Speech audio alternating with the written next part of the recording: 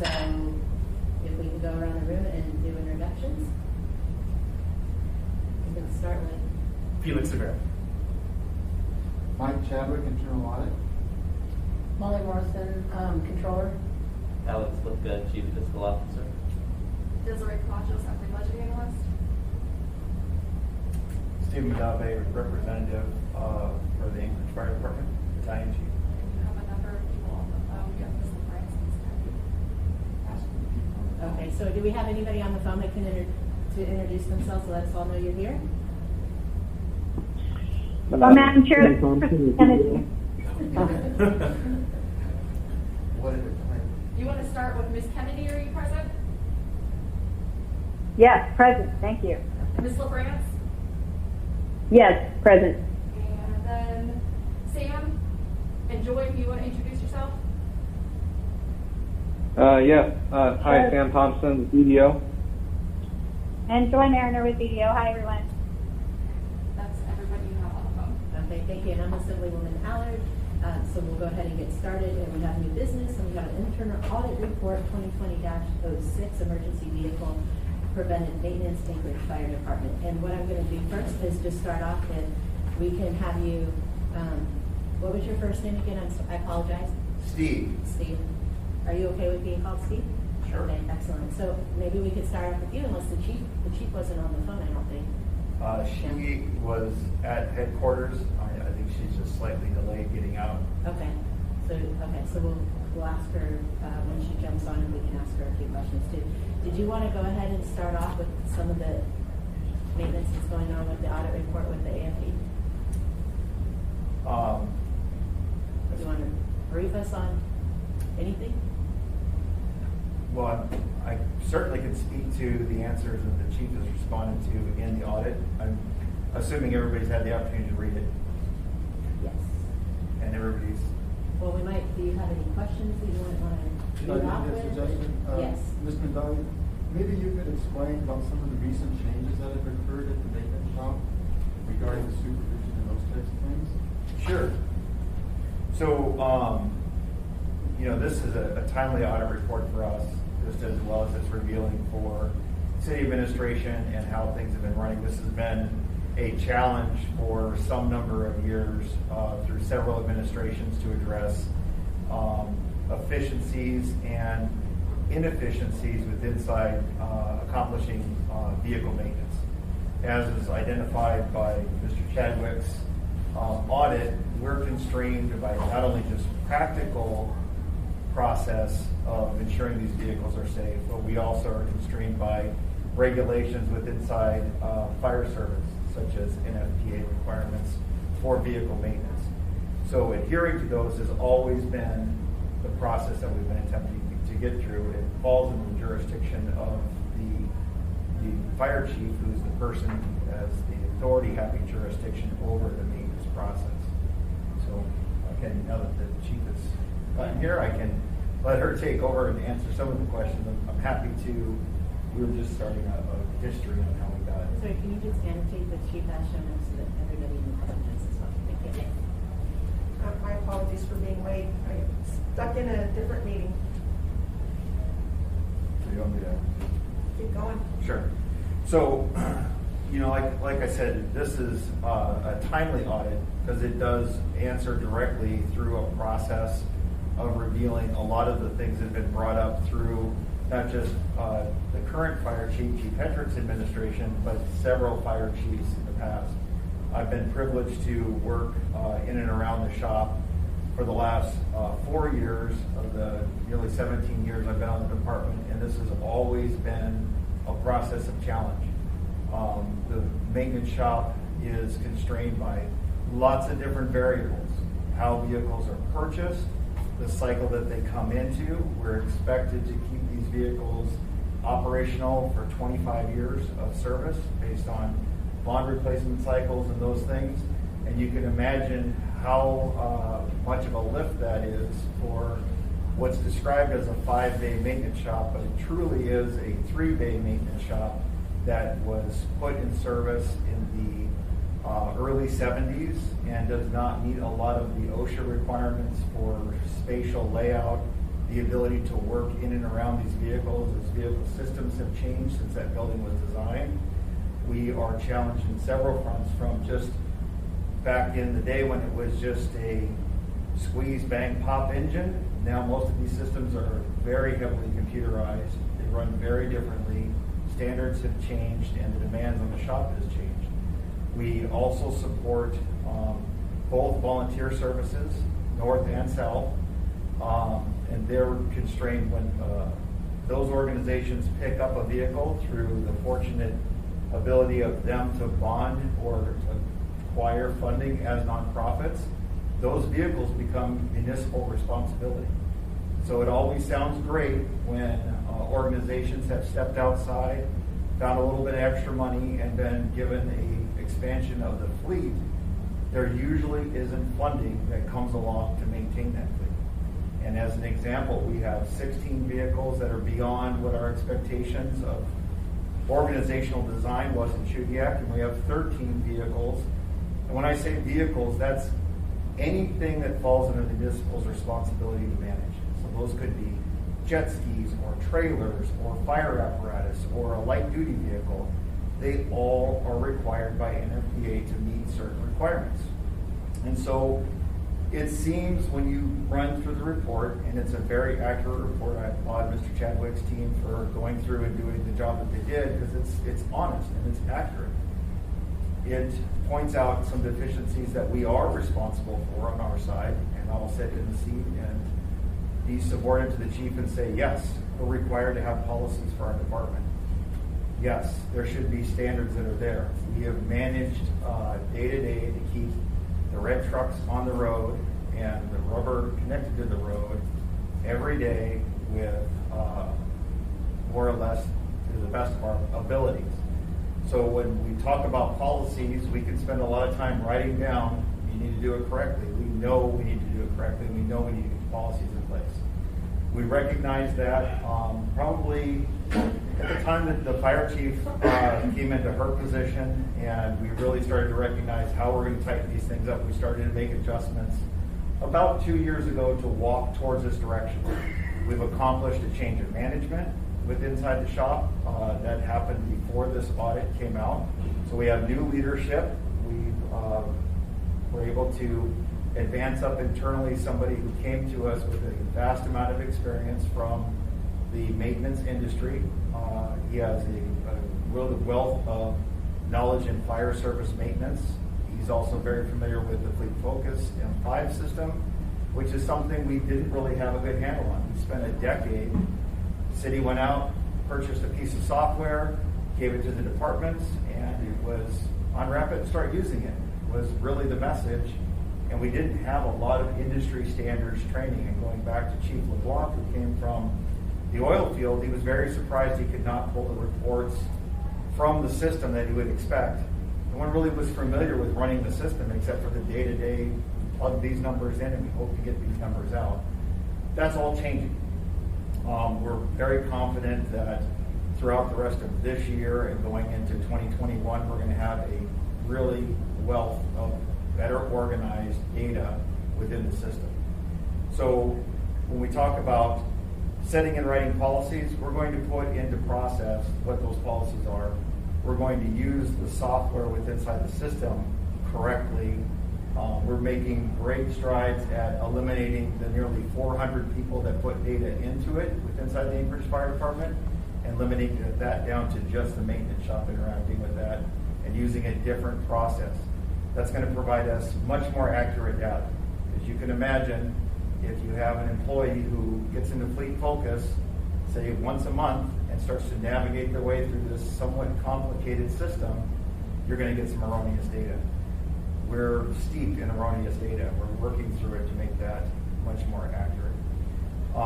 We're working through a process to expand the shop, to put that in front of the city to see how we get to the right amount of accommodating space. And we're using a logical, thought-through process for not just the size we need, but the amount of volume of vehicles that we push through.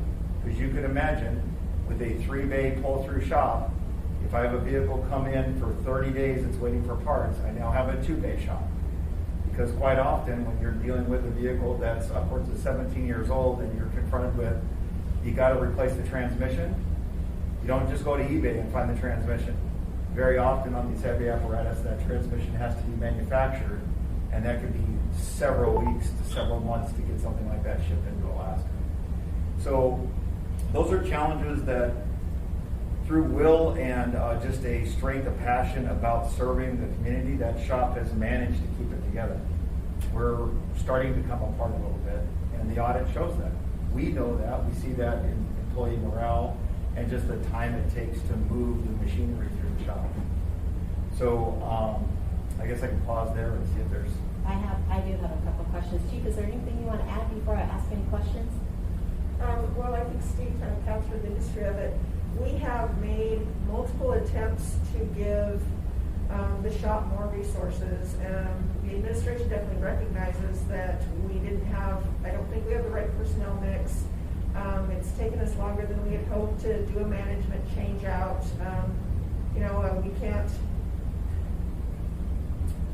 We hired an employee to manage the shop who maybe was not the best choice to manage a shop of our size, and that wasn't recognized early enough to where we could really do anything about it. Fortunately, that employee eventually came to recognize that he wasn't the right person and stepped down and give us the opportunity, but that took us 7 years to get to. So this has been a long-standing struggle. Yes.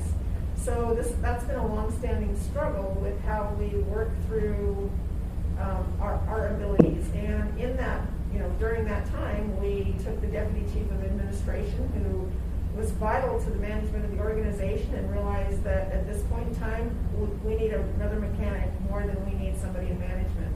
So we reclassed that position down to a mechanic position so that we had another body in the shop.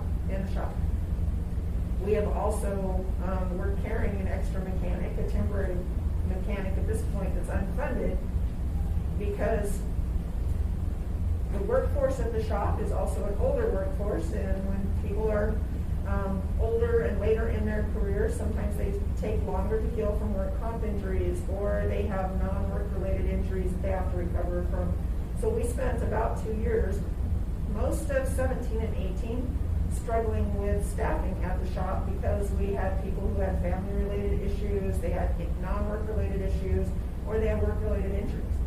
So that took us a while to kind of compensate for that. In 2019, about spring of 2019, we started to get everybody back and started moving forward. But we have such a backlog that even when we do an all-hands effort, it is really hard to keep up. And if you add that on top of, this gets exacerbated by lack of space, an aging fleet, a mixed variety of, I don't know how many different manufacturers that we have represented at the shop. So our shop is not only they don't have enough time to really do all the work they need to do, they don't have time to stay on top of the industry as far as mechanical standards go. So, and with not the right person really managing the shop to, provide that oversight and direction, it has been difficult for us to put it all together. I think in the last 6 months we've made significant strides towards that, and the audit was a huge piece for that, because anecdotally we've known that we have an issue. It's obvious that we have an issue, but what's the basic root cause of that, and what can we get to? And the audit completed by Muni Audit really helped and give us some direction and some priorities. So we changed out management. We had that opportunity, and I think that will move forward. We do have a little bit of delay with really, going all guns to get it fixed, because the person that we selected is also a member of the military and is now on deployment and won't be back till October. However, he was able, before he left, to write out some instructions and give some really defined parameters to the other shop staff who are following them and are putting some of his recommendations into place even while he's gone. So that kind of demonstrates that the people in our shop, they really want to do the best thing and they want to do the right thing. They just needed a little bit of direction, and somebody who came in with experience who had actually been through this exact same situation with his previous employer. I think the other thing is the voters did give us a little bit of money, design money, to look at our shop and what we're going to do about it. And I'm hoping that in the next couple of months we'll be able to present to the Assembly a really good package of what we can do with the shop so that they have a workable space, so they can really get something done. So it is, we all know how we got here. You don't have enough resources, and we maybe didn't have the most efficient use of those resources, but now I think we have a path moving forward. But it will come with an ask. We will need some assistance from the assembly and the administration, the muni administration on helping us get to where we probably really need to be. So my first question is, I'm new, getting my toes wet. So how long have you been chief here? Assembly member caller, Jamie's fine. 2 months or 2 years. Yeah, actually this month, 2 years. So kudos to your military member that has deployed. Thank him for his service when he gets back. As somebody who's been in the military and has been around federal my entire life, I am alarmed at this audit. And here's a couple of things. I am sure that, and I don't know if you've ever heard this before, but everything that does not happen falls on the command. And I am concerned that we have been here in this position, and I heard Steve say that we don't really have a standing operating procedure. And when we don't have a standing operating procedure, there's no guidelines to follow. And we have been a fire department for quite a long time. So when you have a standing operating procedure, anything that needs to be tweaked, added, or taken away can easily be done. And to say that we're not where we need to be because we're lacking in policies and that we know these new procedures need to be done, you guys are the first line of defense. So I'm concerned that we are not able to be readily available and to accomplish our mission in the way that needs to be done because we don't have our maintenance complete. So whether we have the resources or not, we need to be able to still be able to put ourselves in a situation where maintenance is pulled. But if we can't because we're lacking in some sort of equipment, whether it's an alternator, whether it's an engine, we have to be able to identify those things and put our resources towards things that we can get accomplished. But we don't even have true documentation of when the last time maintenance has been pulled. Maybe things that we need are documentation. So this concerns me. And I hear you saying that it took 7 years to let someone go or move them into a different position. I don't know why it took 7 years for that to happen, but I think these are things that we absolutely need to address. And I guess these are my questions. So you said there was a 3-bay, but technically it's a 5-bay, but you can only put 3 in there. No. Can you explain a little bit about that? Sure. So when we talk about maintenance bays, the availability for a pull-through bay, right, is what we have. And there's 3 bays on the shop that are a pull-through bay. When it was originally designed, that was sufficient for the organization, right? Because we had, I think at the time there was probably 7 stations with the unification of the borough.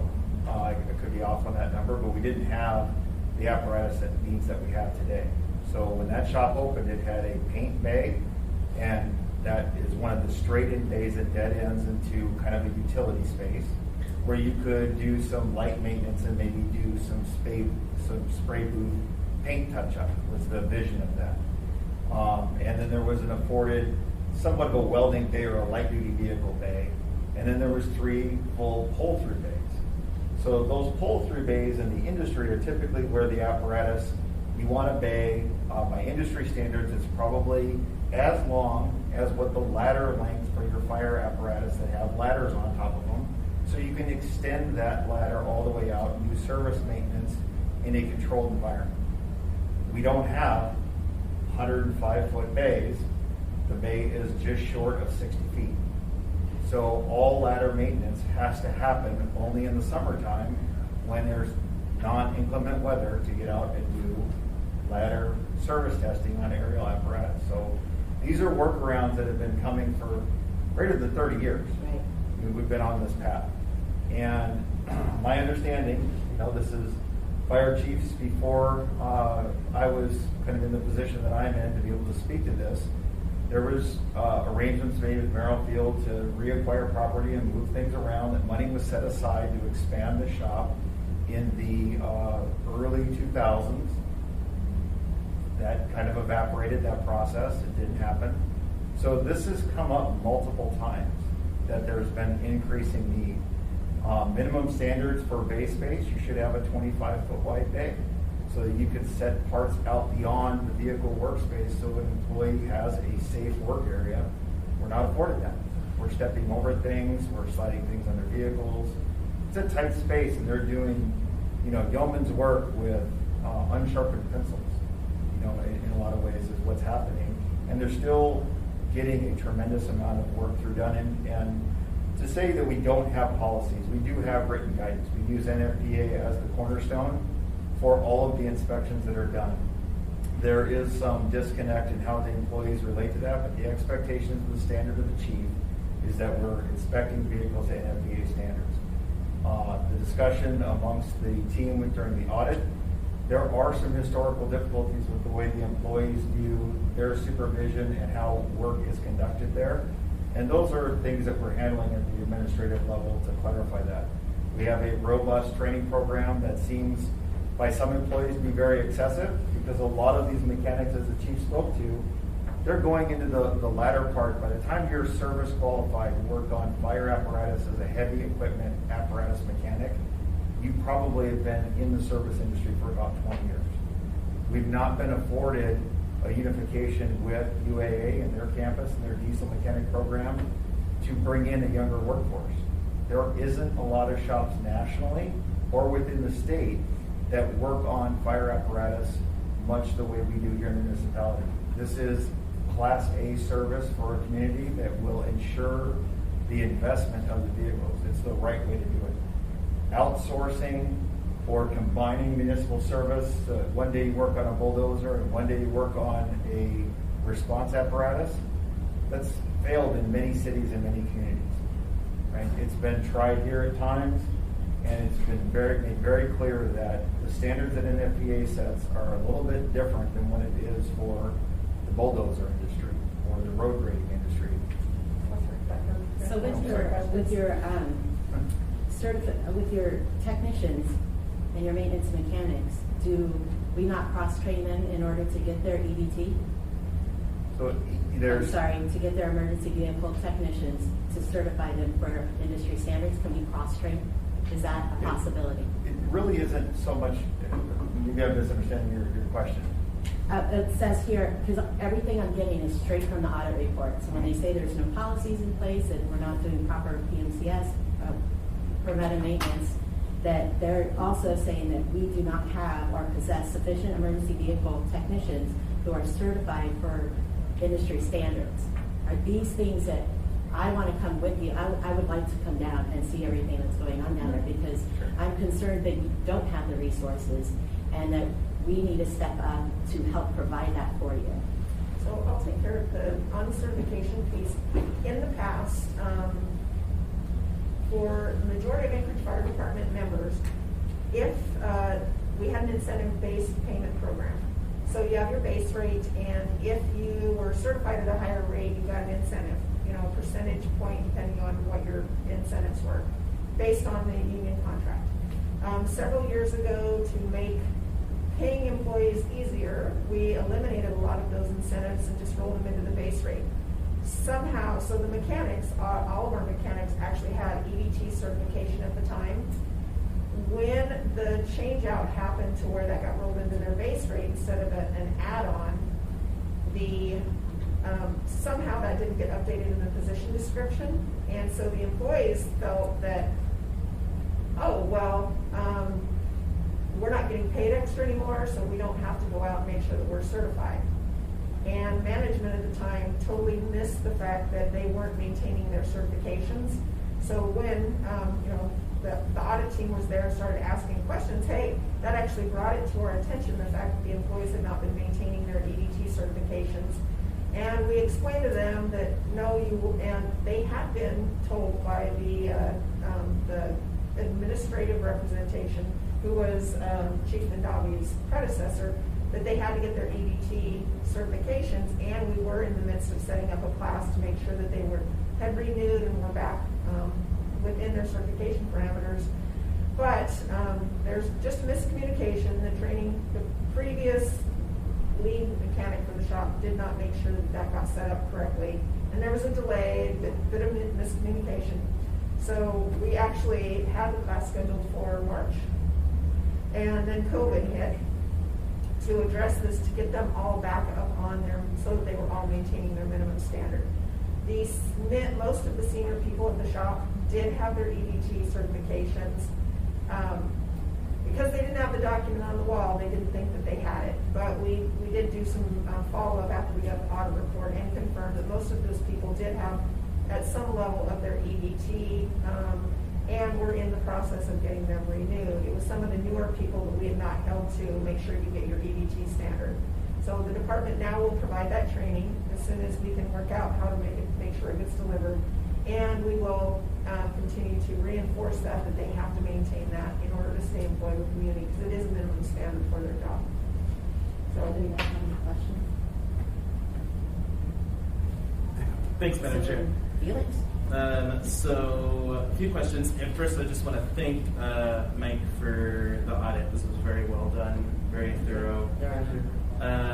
Also want to thank the fire department and the chief for all of and management for all of the responses.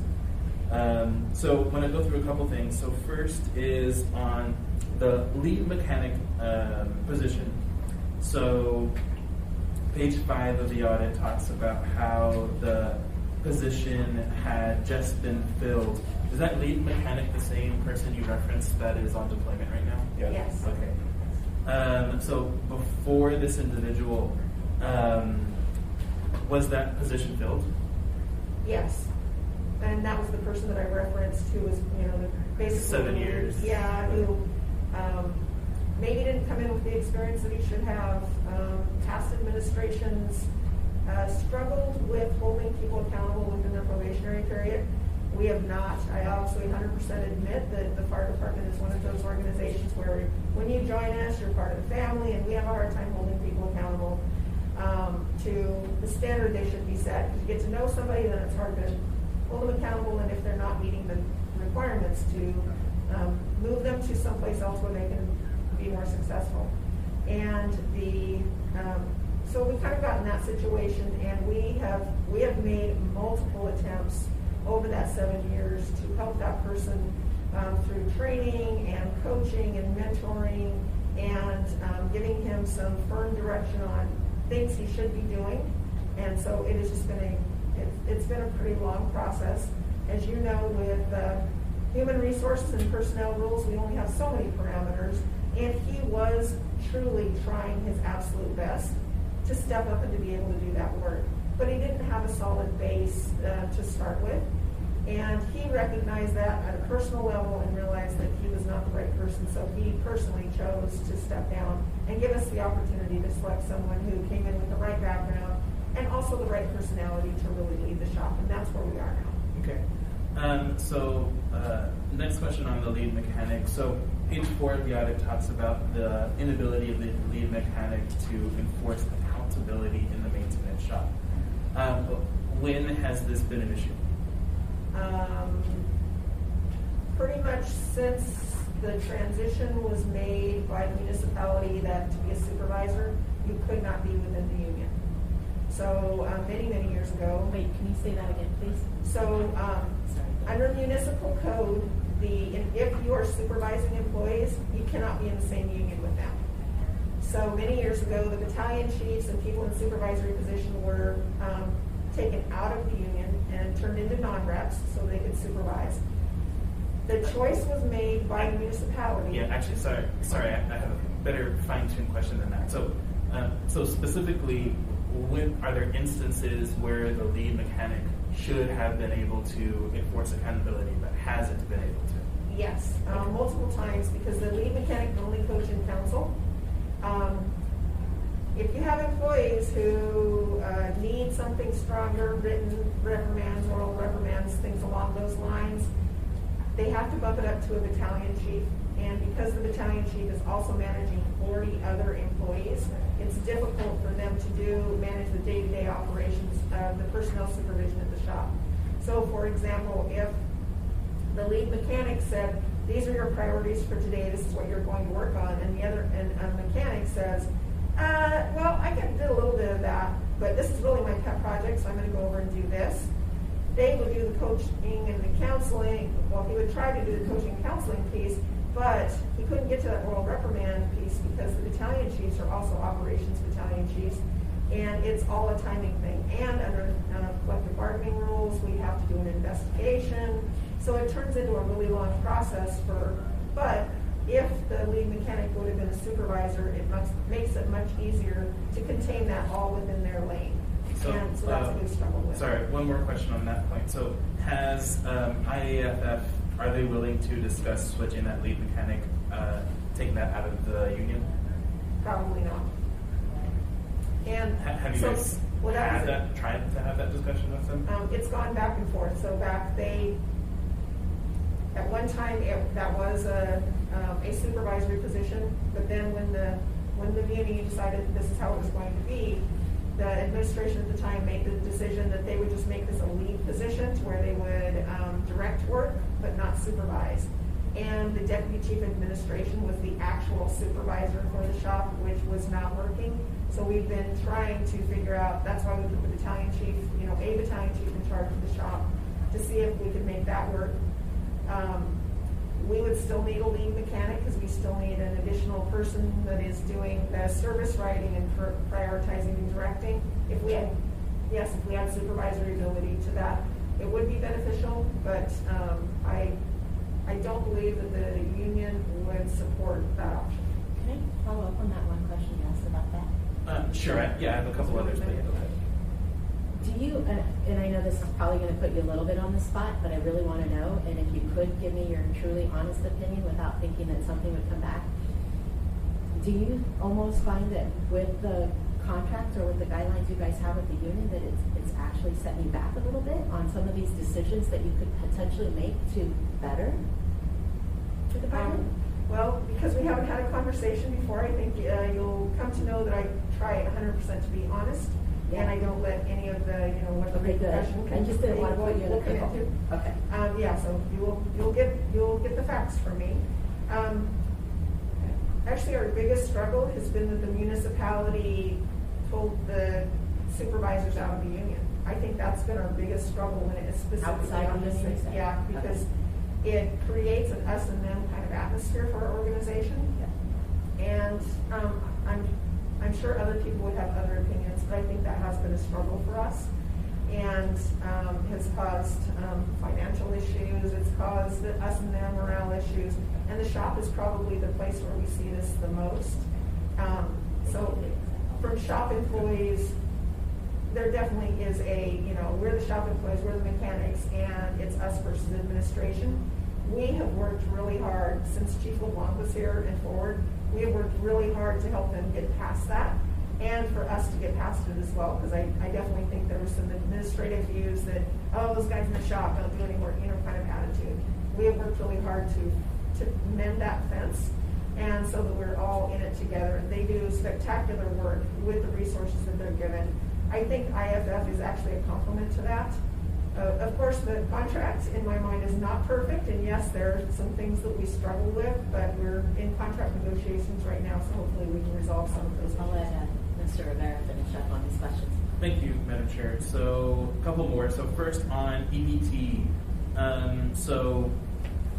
It was interesting to me that reading through this, that the department decided to stop paying for the EBT training certification. I'm glad to hear that the costs are going to be borne by the department now. Is that going to be the policy going into the future? Yes.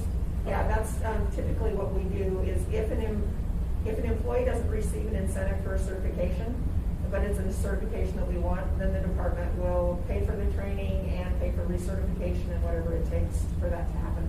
And we give the employee staff time to do that training. Great. And then last question, getting sort of to the dollars and cents of it all. So page 7 of the audit talked about, I'll just read it. So according to some maintenance shop staff, they are running a repair shop that reacts to broken equipment as it comes up rather than a maintenance shop that proactively maintains vehicles. So it sounds like you have some plans and ideas for us on how to move past that paradigm and actually start being able to more proactively maintain vehicles. Can you give us a sense if possible, sort of dollars and cents. Have we had to expend money on purchasing new vehicles that maybe if we had done a little bit more proactive work maintaining them, we wouldn't have had to expend that money? Well, that's kind of hard. That's kind of a hard question to answer easily because we're fortunate to have people who work really hard and bust their butt to keep those vehicles on the road. Because those vehicles can last for, and I'll strictly stick with fire and EMS apparatus, because we can keep them around for 20 years on frontline and then another 5 for reserve. Because we have that standard, our mechanics have made that happen. Where the cost comes is in overtime and other things when they are constantly doing break fix and where they should be focused on preventive maintenance. So I think that's been our struggle. That has definitely been our struggle, that it is difficult to put a cost to it to say, well, you know, this has cost us $100,000, but we do have a couple of case in points where we can. Brakes are a huge issue. We know that our brakes for our apparatus are not being maintained appropriately. We train our engineers how to do brake inspections and stuff, but they are not, while they're professional drivers, they're not at the level, they're not professional mechanics. So they miss things. So we have an engine out in Eagle River that goes through brakes like you wouldn't believe. Well, come to find out, there were some easy things that the engineers could be looking for and get back to the shop to have them address that would have saved us money on brake repairs. So just like your personal vehicle, if you're not getting the oil change and you eventually burn through an engine because you're not changing your oil, those are the long-term effects that we see on the apparatus, to where they would be, when they're later in their life, the apparatus should be in much better shape to where they don't break down so often. So because we haven't used Fleet Focus as best we can, I can't put an actual dollar figure on it, but we know anecdotally that brakes, transmissions. I'm going to go ahead and interject, Chief. Yeah. We have about 10 minutes left. Okay. And I have some people in queue that would like to ask a question, and that would be Assemblymember Crystal Kennedy. Are you still there, Ms. Kennedy? Yes, thank you, Madam Chair. My question is, I'm kind of under the impression that we have work bays in all of our stations, and that there is some maintenance that happens at the station. So I guess my question would be, is that true? And if it is true, are the technicians rotating between some of the stations, or are there actually fleet maintenance technicians assigned to stations? Or anyway, kind of tell me a little bit more about what actually happens maintenance-wise at the station versus at the shop. Chief, I want to ask you real quickly if we could keep our answers quicker and just a little bit shorter so that we can get to public, if there's any public testimony, and then we can wrap everything up. Okay. Assemblymember Kennedy, we do not have specific maintenance bays at any of the stations. That is the bay that the apparatus is in is where it's housed for response. There are minor things that the mechanics can go out and do for minor maintenance things, and that's fixing brake lights, fixing headlights, small electrical issues and stuff that occasionally we will send a mechanic out to the station to fix. But we do not have any of our vehicle technicians who are assigned to a station, nor do they typically do repair work there, because they don't have, we don't have the equipment at the stations to do that repair work. Okay, thank you. Thank you, Madam Chair. You're welcome. Is there anybody else that has a question or would like to address Chief Forsby? Okay, Madam Chair? Yes, go ahead. This is Suzanne. I have a question. Oh, thank you, Suzanne. Thank you. So it was surprising to me to learn that ASD handles all its vehicle maintenance, and I understand from what was said earlier on the call that it's not been efficient or effective to combine with other shops, and I'm curious if this is standard across the municipality. For example, does APD have its own shop? At some point, I'd like to understand more why this hasn't been effective. And then my second question is, and it's a little bit hard for me to hear on the call here, so I apologize if someone has already spoken to this, but how will ASD and the administration ensure that all the changes and recommendations in the audit will be made? Is there a task force? Is there a series of meetings? Will there be reports? I think I heard that something for funding will be coming before the Assembly and the administration, but if perhaps the Chief could speak to those specific actions and a time frame, I'd appreciate it. Thank you. Thank you, Madam Chair. Assemblymember LaFrance. In 2012, I believe, when Matrix came in to look at an efficiency study across the municipality, they looked at several things. One of those was combining shops.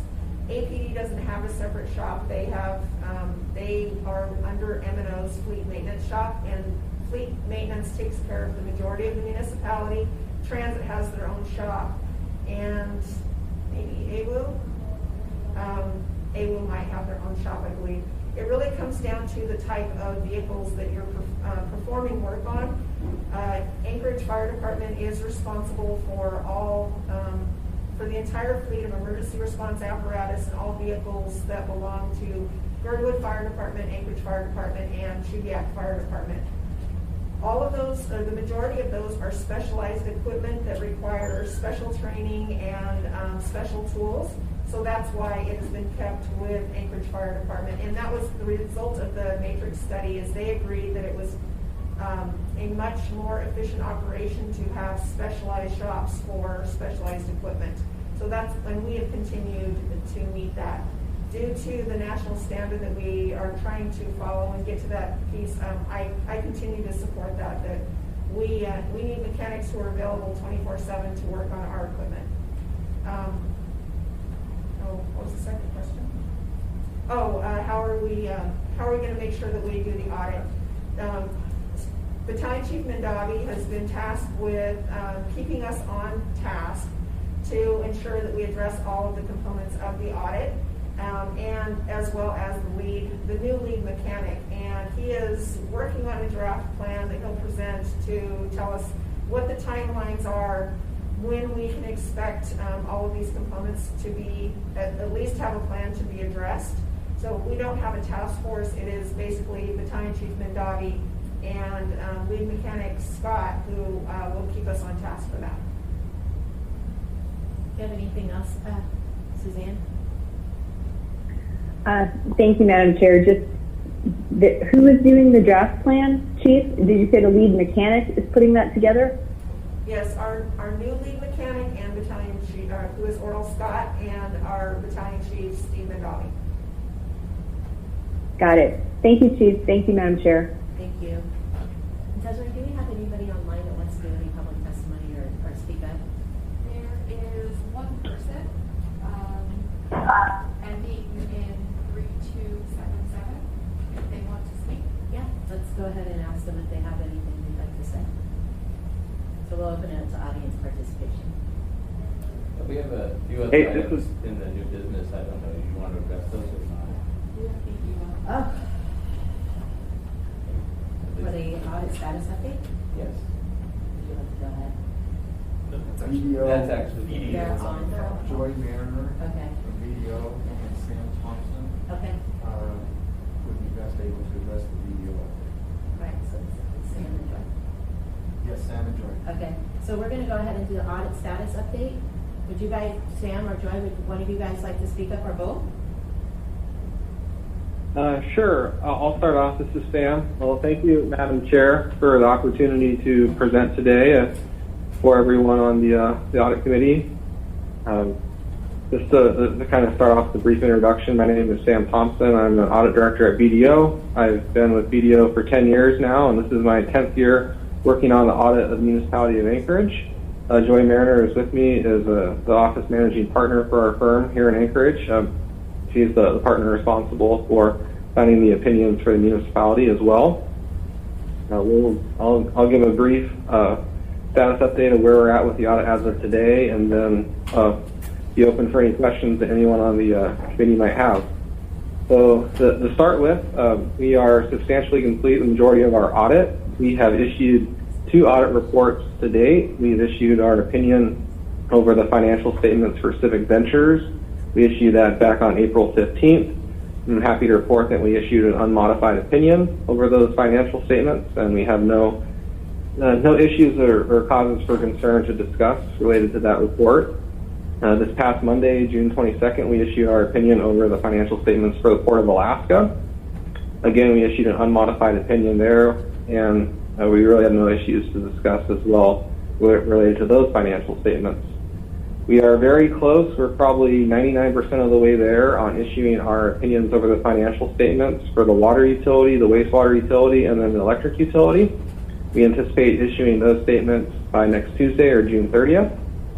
We are in line to issue unmodified opinions over all 3 of those statements as well, and we have no issues or causes for concern to disclose at this point in time related to any of those audits as well.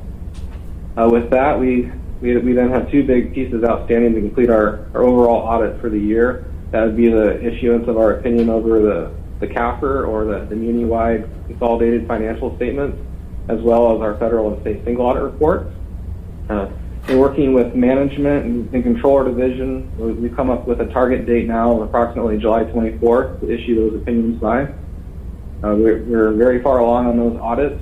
There's still quite a bit of work left to do, though, as we anticipated, just given the status of everything this year with the COVID-19 pandemic and the whole working from home, and then other various events that have popped up, particularly related to just some staffing changes within the municipality. Again, we're looking forward to issuing unmodified opinions on both the CAFR and all our federal and state major programs that we are required to audit. Thank you very much. Is there any other comments? I do think we have This is Joy. The only other thing I'll note, just in terms of the timing, is we've been doing weekly meetings with management. They've just been excellent at communicating where things are at, and we're trying really hard to turn things around as quickly as we can on our end. So we did get the full CAFR draft this week. So most of the sections of the CAFR, so that we can actually get to reviewing that. So I think that the target date that Sam outlined in July is a really reasonable estimate, and from my perspective, would still allow you to meet all of the deadlines that you're required to meet. So we'll let you know if there's any changes to that. And then Sam has also been sending out weekly emails, which include hopefully you. So if you're not receiving those, or if you have questions on those, please do reach out to either myself or to Sam, and we're happy to clarify. Thank you very much, Joy. So, Desiree, is it okay if we go ahead and extend for 5 more minutes? Yes. Thank you very much. And Appreciate then it. you also have community manager Halsey on the phone. Okay, let's go for that. Mr. Falsey, do you want to go ahead and go with your brief now? Thank you. I didn't have a particular brief. I just wanted to loop back to the earlier conversation on the ASD audit. I think this was a subject that was suggested to the committee and to Michael Chadwick by Fred Dyson. And I just wanted to thank him for that, because this was, I think, a particularly fruitful audit, and one that really set the course of more work needing to be done. So even though Fred is gone, he has not forgotten, still appreciated. Thank you. I hope I look like him. Go ahead, Mr. Falsey. I'm sorry. I'm not sure which report you were looking for from me. I just didn't know if there was anything you wanted to contribute. Oh, no, that's it. Thank you. Thank you. Alex. So, to the chair, I just wanted to introduce and remind everybody, Molly Morrison is our controller. She started at the first of the year.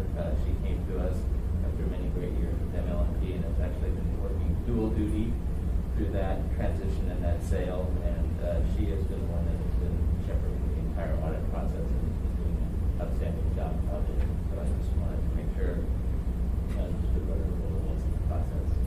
Molly, do you want to say anything? It says I've been shepherding the entire process, but really I have a really great staff, because I am new here, though I have worked at MLMP for 6 years. I'm still working at MLMP, and so they're only getting half of me here, and so I really would just like to say my staff is doing a great job. And then Desiree, you did say there was somebody on, or do we have any other business to discuss before we go on to audience participation? Anybody? Anybody on the phone? everybody on the phone is accounted for, that number was All right, good. so let's go ahead and do, you said we had one person that had audit, that wanted to That was participate. Bill. That was it, oh, okay. All right, then I'm gonna go ahead and call it a day. We're adjourned.